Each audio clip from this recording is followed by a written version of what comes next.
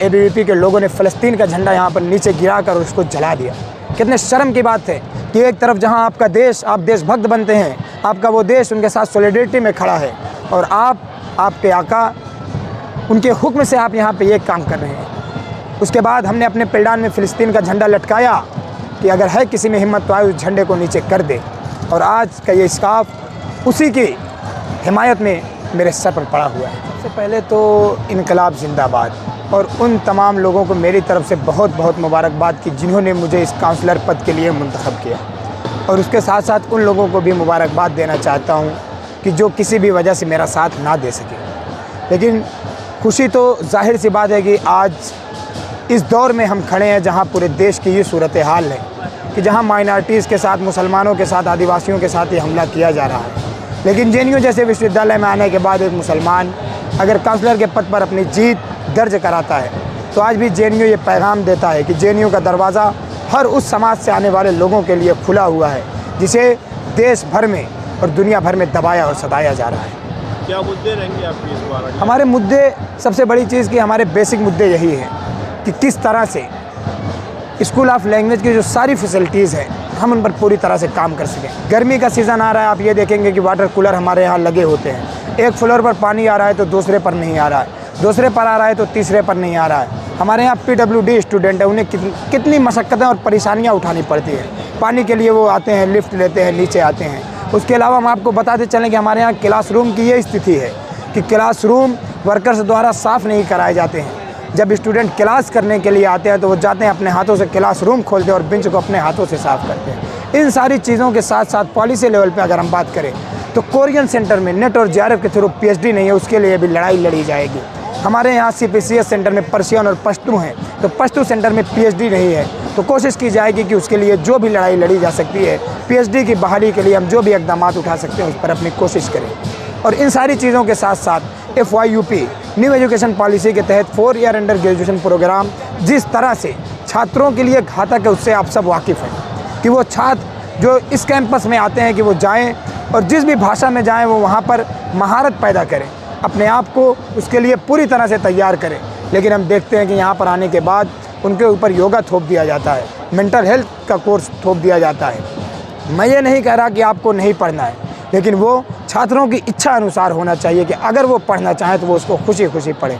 लेकिन वो छात्र जो आता है फर्स्ट ईयर, आपका बेस होता है कि आप उसमें अपनी उस लैंग्वेज में महारत पैदा कर सकते हैं जिसमें आप कोर्स हासिल कर रहे हैं। लेकिन आपके जहन को पूरी तरह से भटका दिया जा रहा है कि आप जब यहाँ से निकल कर जाएँ तो एक सस्ते कारपोरेट सेक्टर में आपको गुलाम की तरह रखा जाए, आपके पास वो स्किल ना बनने पाए जिससे आप अपनी काबिलियत को लोगों के सामने मनवा सकें। देश भर में आजकल देख रहे हैं कि मुसलमानों को प्रताड़ित किया जा रहा है, परेशान किया जा रहा है। अब आप यहाँ से काउंसलर तक बेरोजगार जीते हैं तो कैसे उन लोगों की आवाज़ उठेगी? सबसे पहले तो यहाँ से काउंसलर पद जीतने से पहले ही जिस मुमकिन हमसे प्रयास हो सका, चाहे वो वक्फ बोर्ड का मामला हो या कहीं भी देश के किसी भी कोने में अगर किसी मुस्लिम की, किसी दलित की, किसी माइनॉरिटीज़ की, किसी आदिवासी के साथ जो भी जुल्म, उत्पीड़न और उनके साथ हिंसा की जाती है तो जेएनयू विश्वविद्यालय जो यहाँ पर खड़ा होकर सबसे पहले हुकूमत का या वहाँ पर रहने वाले जो भी जालिम और जाबिर लोग हैं उनका पुतला फूंकता है। और उसके साथ साथ हमारी ये कोशिश है कि हम जिस मुमकिन प्रयास कर सकते हैं कैंपस में रहने के बाद और कैंपस से निकलने के बाद भी उनके हित में आवाज़ उठाई जाए। जब आपने स्कार्फ पहन रखा है, ये एक पहचान का प्रतीक है, क्यों आपने पहना? अभी कल शायद आप लोगों तक खबर पहुंची होगी किस तरह एबीवीपी के लोगों ने फ़लस्तीन का झंडा यहाँ पर नीचे गिरा कर उसको जला दिया।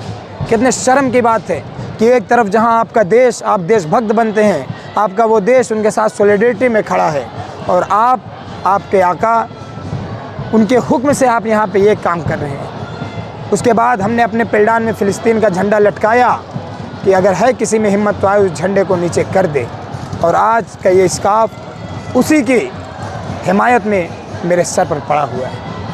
पहलगाम में जो आतंकी हमला हुआ है उसको किस तरीके से देख रहे हैं? पहलगाम में हुए आतंकी हमला की हम पूरी तरह से घोर निंदा करते हैं। वो हमला हमारे इस वतन के लिए और देश में रहने वाले उन मासूम लोगों के लिए किस तरह से घातक है। मुझे अफसोस होता है कि मीडिया उसको किस तरह से बता रही है कि नाम पूछा, धर्म पूछा, लेकिन जात नहीं पूछी।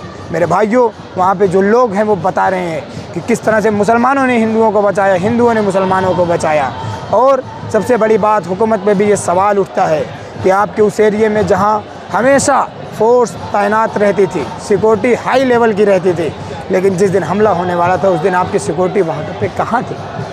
इन सारी चीज़ों को मैं इस नज़र से देखता हूँ कि एक सोची समझी साजिश है कि वहाँ पे हमला करने के बाद किस तरह से देश में रहने वाले उन हिंदू मुस्लिम भाइयों को, और पूरी कम्युनिटी हिंदू मुस्लिम सिख ईसाई वो किसी भी समाज से आते हों, जो इनके इस नाकाम मंसूबे को नकारते हैं कि देश का माहौल जैसा भी हो, हम अमन, शांति, मोहब्बत और भाईचारे के साथ इस हिंदुस्तान में रहेंगे और अपने हक़ और हुकूक़ की लड़ाई लड़ते रहेंगे।